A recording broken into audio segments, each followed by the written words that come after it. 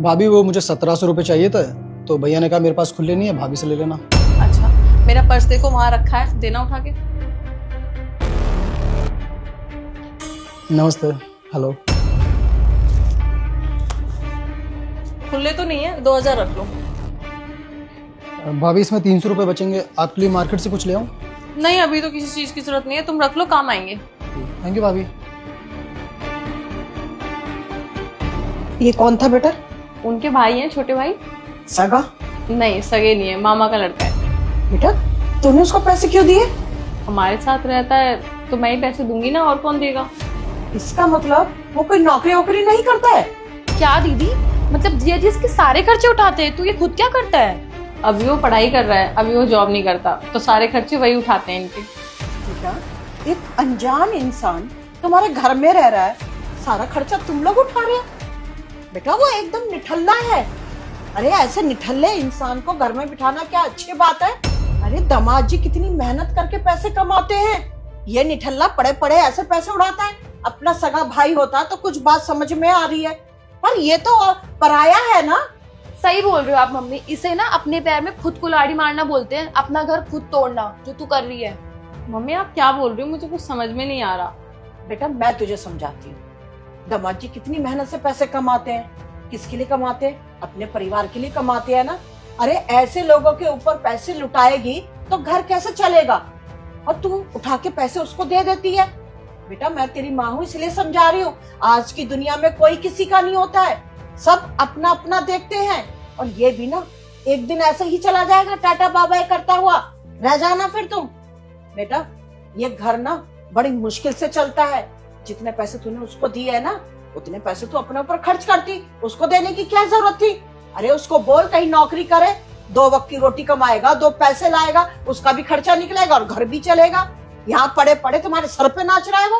तो बेटा पैसे उस इंसान को देने चाहिए जहाँ से वापस आने की उम्मीद हो, और तू तो अंधे कुएं में पैसे डाल रही है जो कि कभी वापस नहीं आने वाले। अरे मम्मी आप किसको समझा रही हो? ये आपकी बात मानेगी? बिल्कुल भी नहीं मानेगी, इसने हमेशा ना अपने मन की करी है। अभी आप इसको उसके सही के लिए बोल रहे हो ना, देख लो आपसे ही बहस कर रही है ये।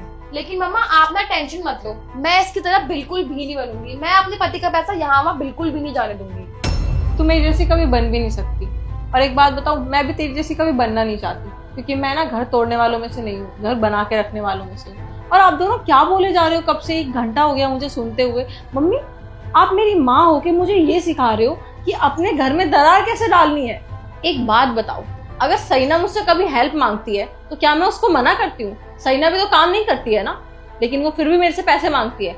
लेकिन मैंने कभी नहीं बोला कि तुझे पैसे देने से मेरा क्या बेनिफिट है, मेरे पास तो वापस नहीं आने की, लेकिन फिर भी मैं हमेशा ऐसे पैसे देती हूँ। ऐसे ही वो अपने भाई को देते हैं, और इसमें मैं बिल्कुल भी मना नहीं करूंगी उन्हें, क्योंकि मुझे घर तोड़ना नहीं घर बनाना आता है।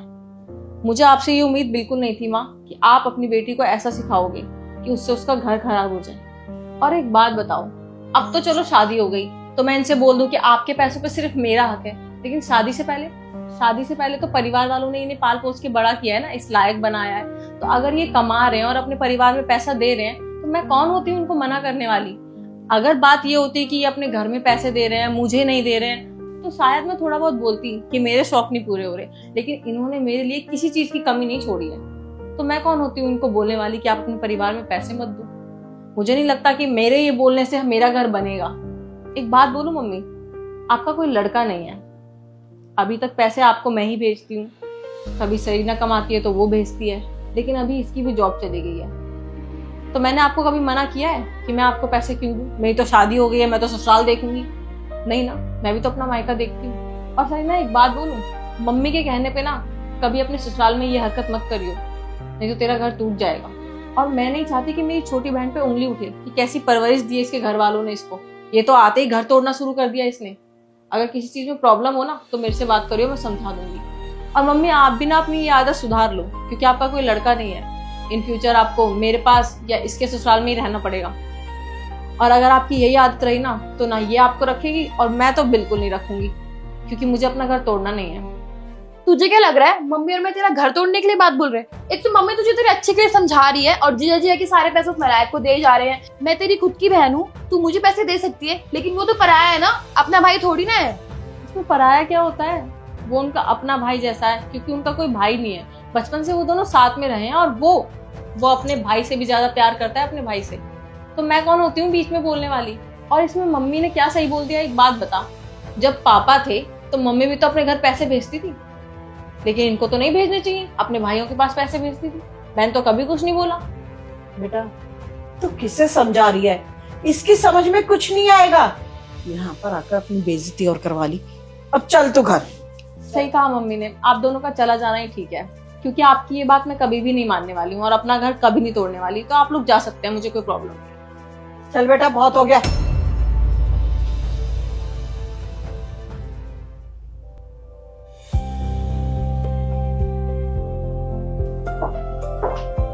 सताक्षी, तुम्हारी मम्मी और बहन आए थे, कहाँ गए? उनको कुछ इंपॉर्टेंट काम आ गया था तो जल्दी चले गए आज। अरे यार मैं तो अंदर शावर लेने गया था, मुझसे बिना मिले चले गए। अरे मिल लेंगे ना नेक्स्ट टाइम, छोड़ो ना, क्या पता कुछ इंपॉर्टेंट काम हो इसलिए। तुम बैठो, चाय बनाओ तुम्हारे लिए। हाँ यार बना दो। ठीक है बैठो।